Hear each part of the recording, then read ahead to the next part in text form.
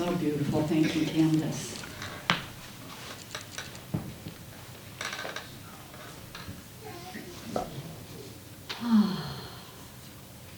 Just breathe with me. That was so lovely. I just want to sit in that. Somebody else want to come up and do my talk?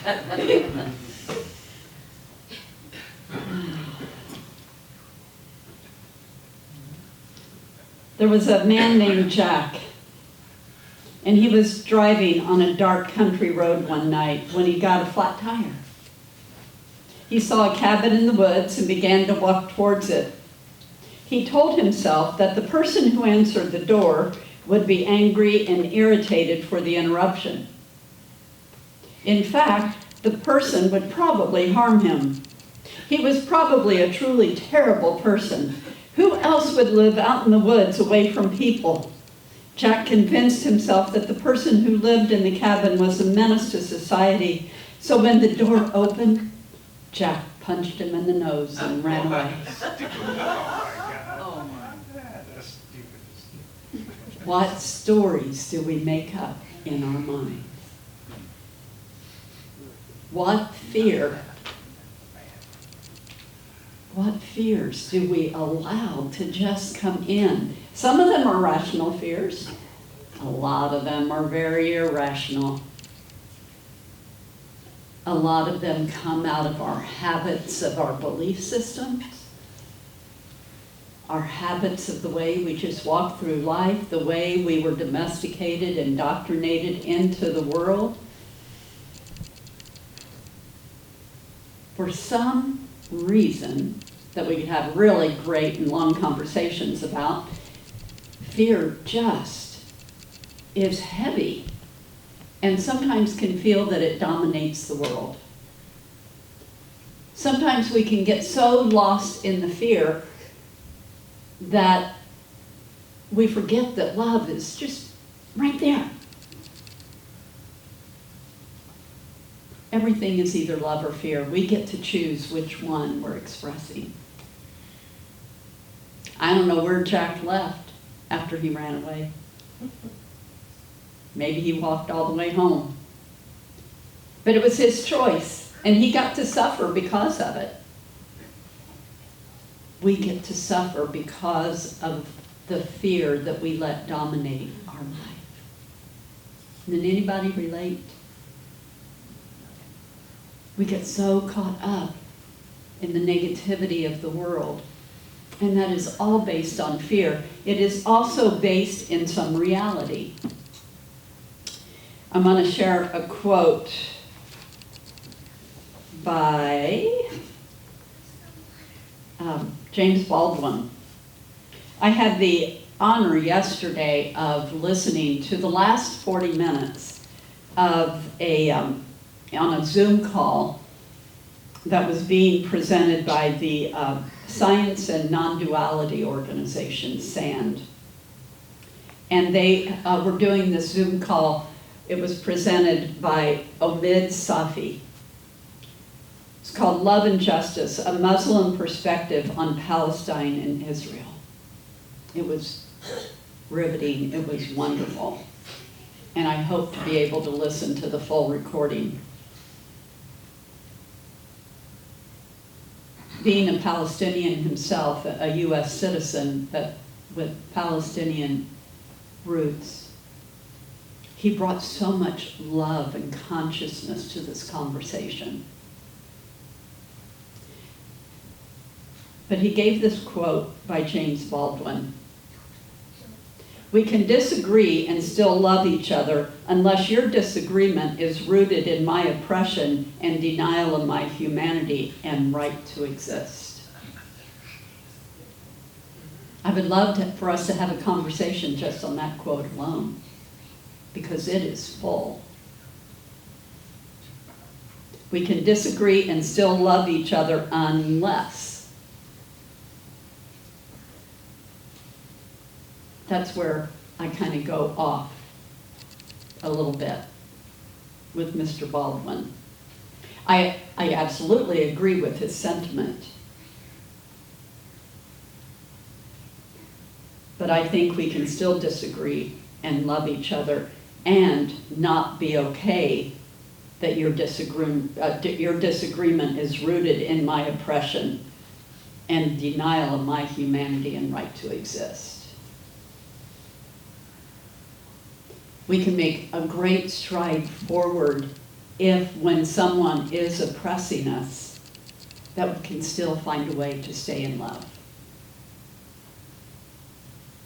That, to me, is the evolutionary way of being.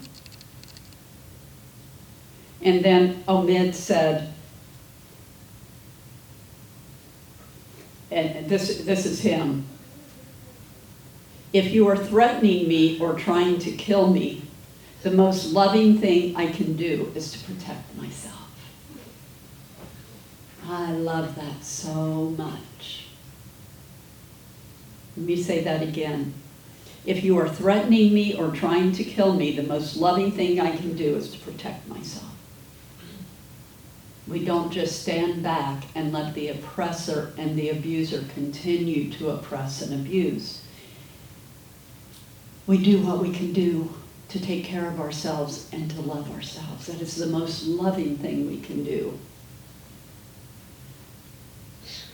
And I firmly believe that this applies to the world, to the outer world, but it also applies to how we treat ourselves individually. How many times do we punch our own selves in the nose, like Jack did with that person who lived in the woods, because we're beating up on ourselves somewhere in our mind? Does that make sense? And boy, we just retaliate, don't we? Without taking time to be still and to ask that inner being, that inner child, that inner teenager, whatever age you may be, to just sit and say, how can I help? What do you need right now to be able to love yourself more? And instead we retaliate and beat up on ourselves because one more time we're telling that same old story, or we're being wrong, or you name it. Whatever it is, we're living and coming from a place of fear instead of a place of love.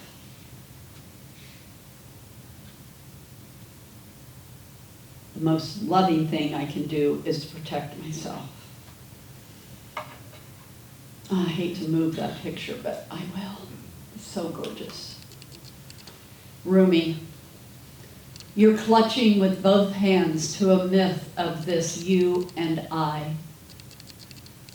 Our whole brokenness is because of this.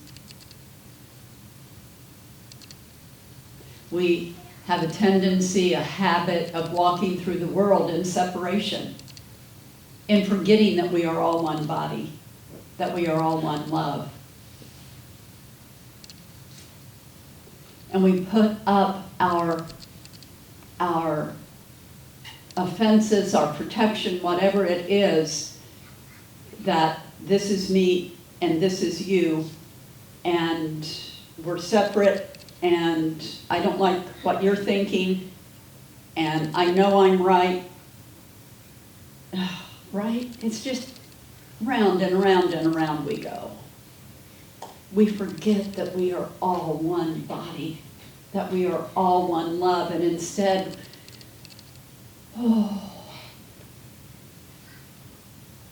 we forget to see the beauty and the honor in the other person or in the other situation.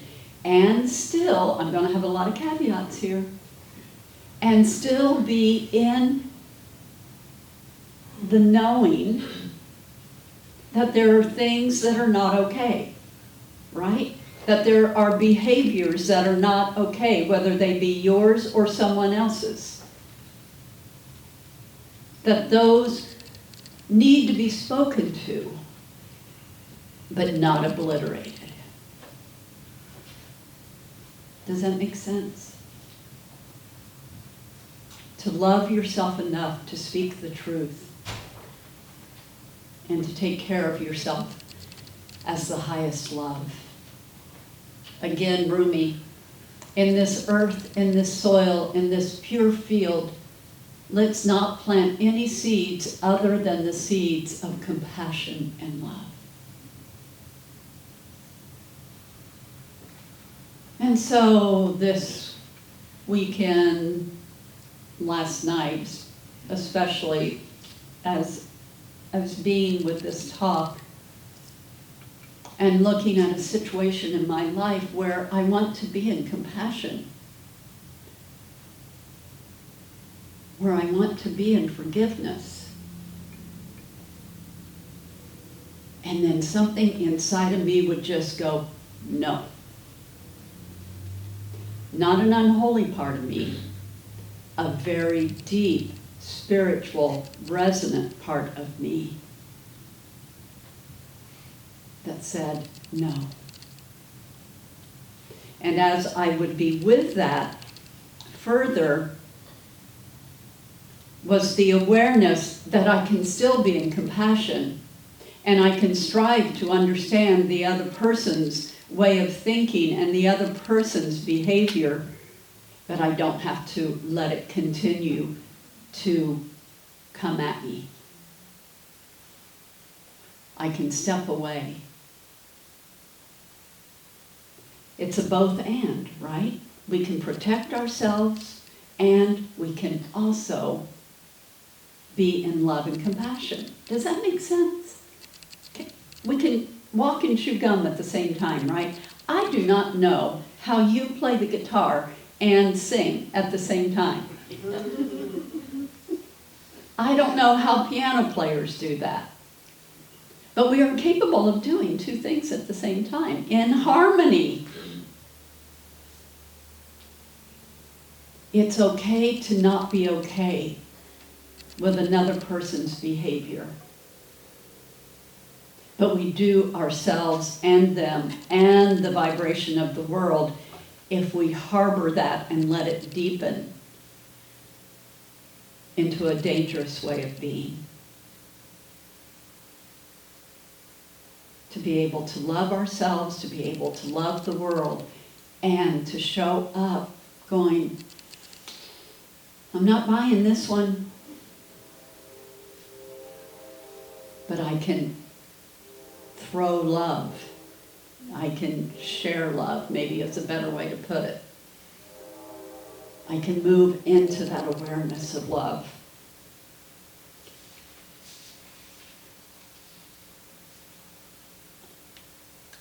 L.R. Nost. Namaste. You're all aware with the phrase namaste. Namaste means that my soul acknowledges yours. Not just your light, your wisdom, your goodness, but also your darkness, your suffering, your imperfections. It is a recognition and acceptance of the inexplicable divine absurdity, the miraculous woven into the ordinary, light and darkness intimately entwined in magical, messy humanity. It means that I honor all that you are with all that I am.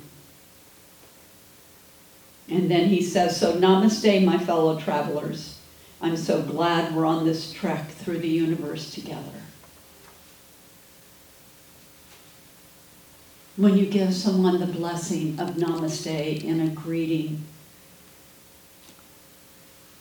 it's the whole being. You're not just honoring the love in them, where in essence it is all love, in the capital R reality, because everything is love, everything else is just egoic behavior. But we honor and we bless the wholeness, no matter what the circumstances are. To find a way in the world where we can come to a place of peace, to a place of healing, to a place of light. Don't be afraid to be open-minded. Your brain is not going to fall out. Allow your heart to be open. Allow your mind to be open. And allow the gifts of holy presence to fill you and to give you new ways of thinking and feeling and being. To find the peace that is yours. From Proverbs 15, the days of the fearful and angry are hard, but a cheerful heart has a continual feast. We get to choose. No matter what the circumstances are in your life, in the lives of your loved ones, in the world, we still get to choose. Our job as enlightened and aware and awake human beings is to be able to find that place of higher vibration. To not get weighed down and run over by the futility that life sometimes seems to feel like. When we get in those moments of, whatever. When you run out of steam to be able to hold that high watch. When you start to melt down into the rhetoric, that is when we need to step away and find our peace so that we can be the light of the world and not the darkness.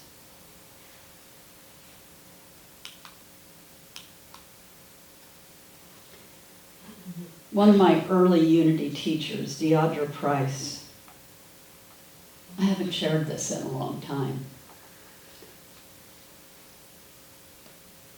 but this prayer came through her. It is called the Grace Prayer. For thee I thirst. Into thy hands I commit my spirit, my soul, my body, my life. Whatever is going on within you, within the world, thy will is my will.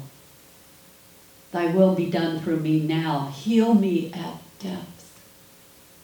Reveal that which needs to be revealed. Heal that which needs to be healed, that I may glorify you, God, and live in the consciousness of grace. It is finished.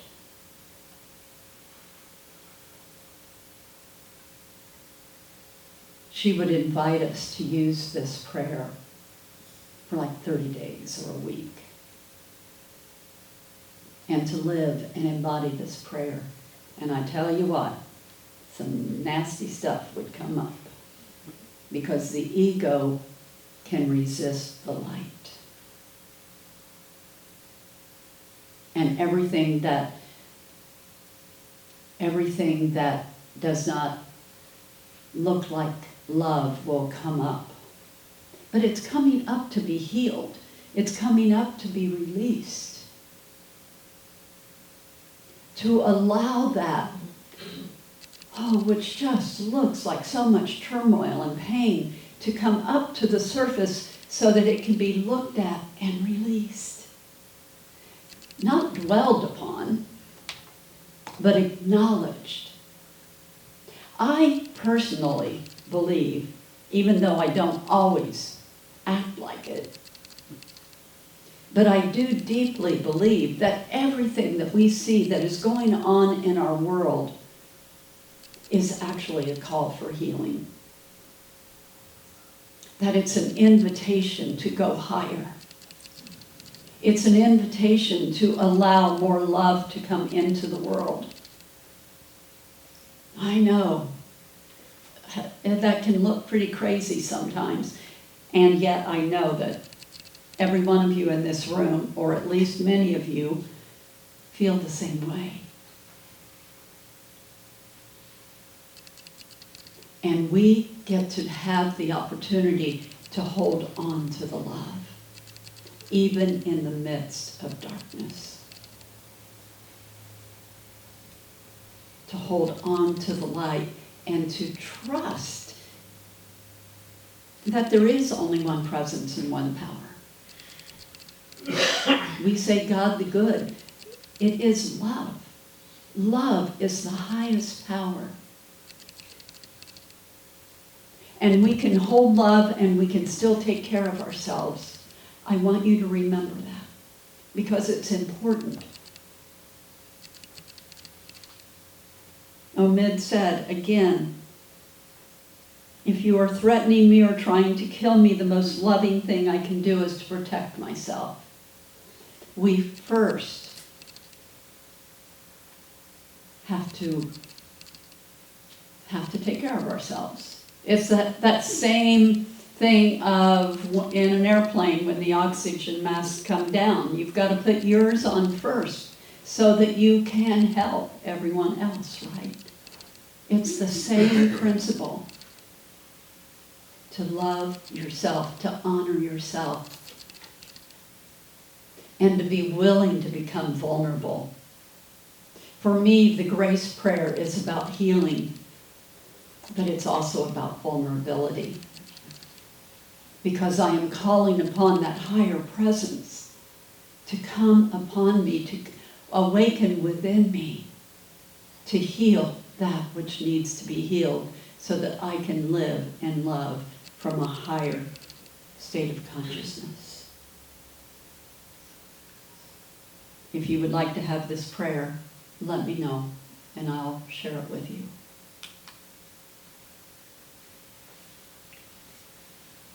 And as we close, I want to share one more story that I think is relevant to this. Some of you may remember the Summer Olympics in Mexico City in 1968. John Akhwari, the marathon runner in the Olympics from Tanzania. While competing in the marathon in Mexico City, Akhwari cramped up due to the high altitude of the city. He had not trained at such an altitude back in his country. At the 19-kilometer point during the 42-kilometer race, there was jockeying for position between some runners and he was hit. He fell badly, wounding his knee and dislocating his knee, plus his shoulder hit hard against the pavement. He, however, continued running, finishing last among the 57 competitors who completed the race. 75 had started, many had dropped out. The winner of the marathon, Mamo Wolde of Ethiopia, finished in 2:20.26 seconds. Akhwari finished at 3 hours and 25 minutes and 27 seconds. When there were only a few thousand people left in the stadium and the sun had set, a television crew was sent out from the medal ceremony when the word was received that there was one more runner about to finish. As John finally crossed the finish line, a cheer came from the small crowd. When interviewed later and asked why he continued running, he said, "My country did not send me 5,000 miles to start the race. They sent me 5,000 miles to finish the race." To show up. His heart was one. I love this story so much because his heart was one of devotion and dedication and love to his country.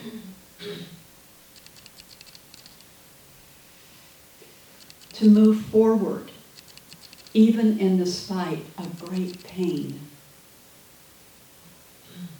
To continue the race, to continue to show up. He went on and ran other marathons. He's been awarded many honors. But such bravery and such beauty to represent the human spirit, that we all have this capability. We were not brought to this time in this place just to start the race. We showed up in this time and place on planet Earth to be a part of the race and to be the most loving that we can be, to help move us on to the finish line, whatever that may be. Namaste, my loved ones. May you remember to walk in love. And so it is.